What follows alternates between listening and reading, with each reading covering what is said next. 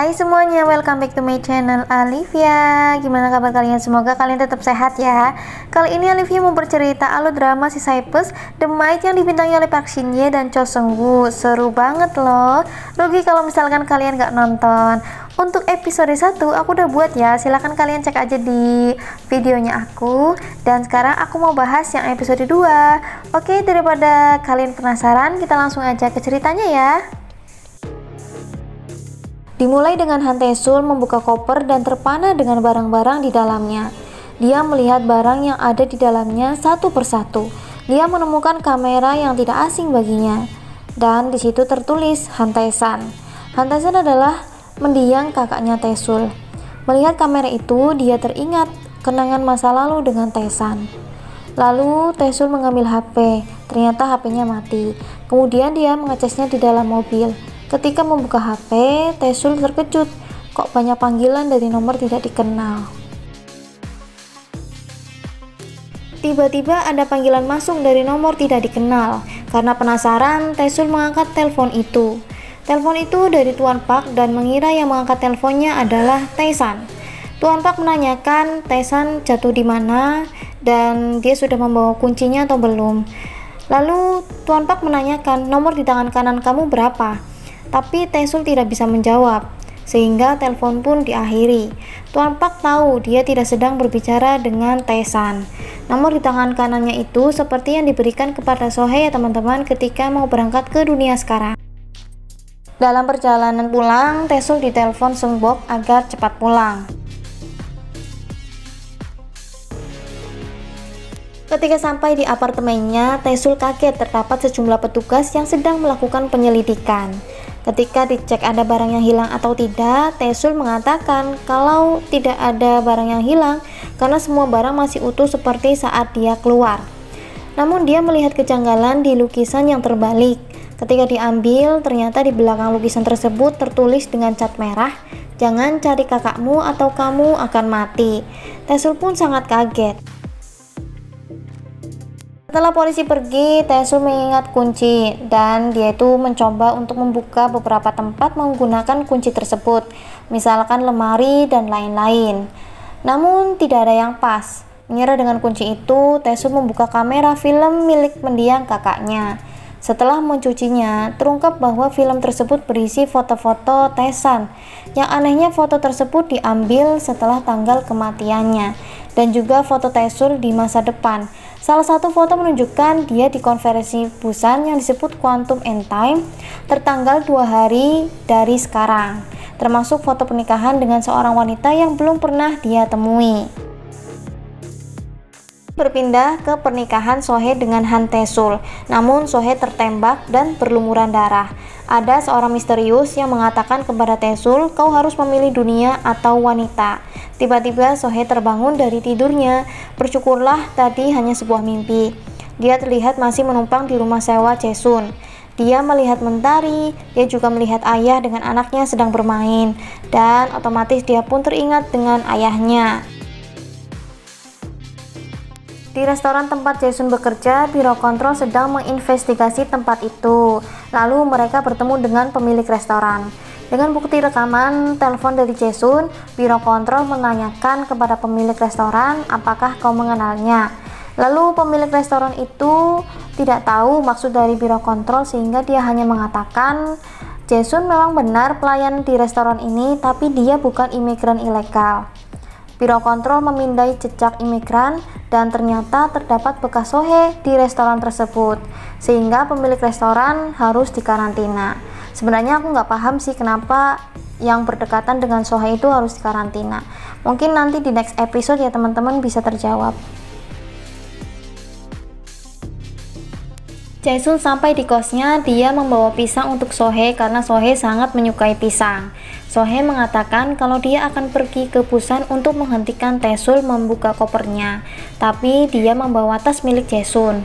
Jaesun yang tidak punya uang meminta tas yang akan dibawa oleh Sohee karena harganya cukup mahal. Ketika mau mengambil tas, Jaesun tidak sengaja merobek baju Sohee. Jaesun pun terkejut Sohee mengeluarkan listrik di dalam tubuhnya. Sohe memberi nomor lotre sebagai imbalan, namun dengan syarat sisa nomor akan diberikan ketika Jaesun mengantarnya sampai Busan. Karena bajunya robek, Sohe meminta jaket, baju, dan celana yang dipakai oleh Jaesun. Dengan berat hati, Jaesun memberikannya. Tiba-tiba biro kontrol sudah sampai nih di depan kos Jaesun dan sudah siap dengan pistolnya akan menembak Sohe. Biro kontrol masuk ke dalam kamar. Di dalam kamar, mereka hanya menemukan Jaesun yang sedang ketakutan. Ternyata Sohe bersembunyi di balik pintu. Dia pun langsung menyerang biro kontrol tersebut. Dan terjadilah perkelahian. Satu demi satu bisa dilawan oleh Sohe dan mereka pun bisa lolos. Kemudian mereka berlari menghindari dari tembakan. Lalu sampailah di salah satu rumah. Ternyata di balik pintu biro kontrol sudah siap nih menembak Sohe. Namun tidak sengaja truk sampah lewat. Sohe langsung menarik baju Jaesun dan mereka pun jatuh tepat di atas truk sampah dan akhirnya lolos dari kejaran biro kontrol. Scene beralih ke Taesul yang datang ke tempat penyimpanan abu mendiang Taesan. Karena Taesul itu penasaran ya teman-teman, sebenarnya Taesan itu sudah meninggal apa belum, sehingga dia berinisiatif untuk tes DNA abu kakaknya dengan dirinya.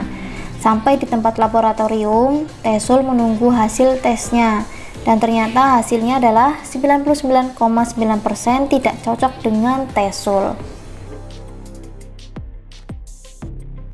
Dalam perjalanan, Taesul mengingat brankas sehingga dia berinisiatif membuka brankas dengan kunci yang diambil dari koper itu. Dia langsung menuju tempat brankas tersebut. Tempatnya di lab pertama Quantum and Time yang dibuatkan mendiang Taesan untuk Taesul. Taesul telah sampai di tempat itu lalu membukanya. Dia kemudian mencari keberadaan brankas tersebut. Lalu Taesul melihat koran terupdate tahun 2020 di mana dia terlibat konferensi Quantum and Time. Taesul mempertanyakan sebenarnya apa yang sedang terjadi. Tiba-tiba Taesan di depannya. Dia mengira itu halusinasi seperti biasanya. Namun ketika akan meminum obat, Taesul melanjutkan percakapan dan menanyakan mengapa Taesan membohonginya selama ini kalau dia sudah meninggal. Ponsel tiba-tiba berbunyi dan Taesul mengangkatnya. Penelpon dari Tuan Park. Dia meminta bertemu untuk mengambil kunci yang dibawa oleh Taesul.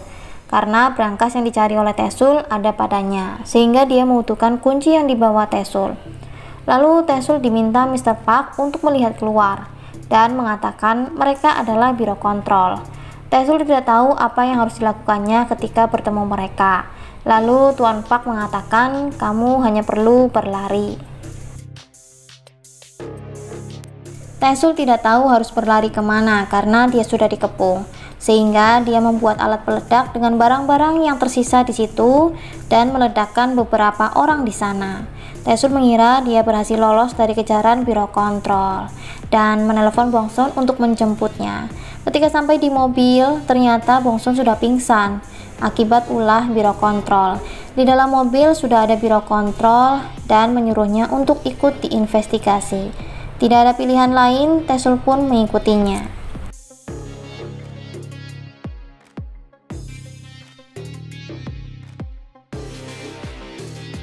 Taesul melihat banyak orang ditahan di dalam sel. Taesul ditempatkan di salah satu sel dan dia pun diinterogasi. Tim investigasi mengecek dan menanyakan koper.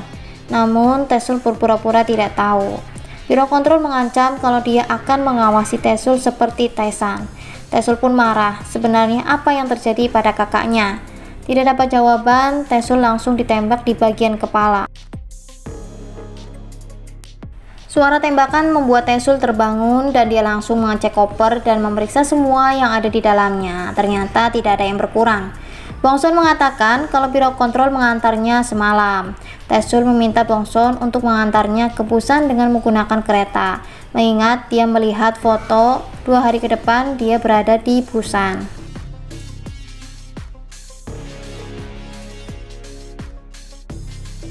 Di sisi lain, Sohe juga akan pergi ke Busan dengan kereta yang lebih murah, tidak eksekutif seperti Taesul. Sebelum pergi, Sohe menandai nomor lotre yang benar untuk Jaesun sebagai bentuk imbalan. Oke teman-teman, itu dia video Alivia tentang review drama Seaside Bus The Might episode 2. Sorry banget kalau misalkan ada yang kurang atau mungkin aku nggak paham ya, karena jujur drama ini tuh seru banget, apalagi masih episode awal-awal sehingga masih penasaran ya teman-teman, masih pengenalan tokoh dan lain-lain. Ini drama tuh penuh misteri, setiap scene-nya tersimpan pertanyaan-pertanyaan, membuat penasaran kalau nggak nonton sampai akhir.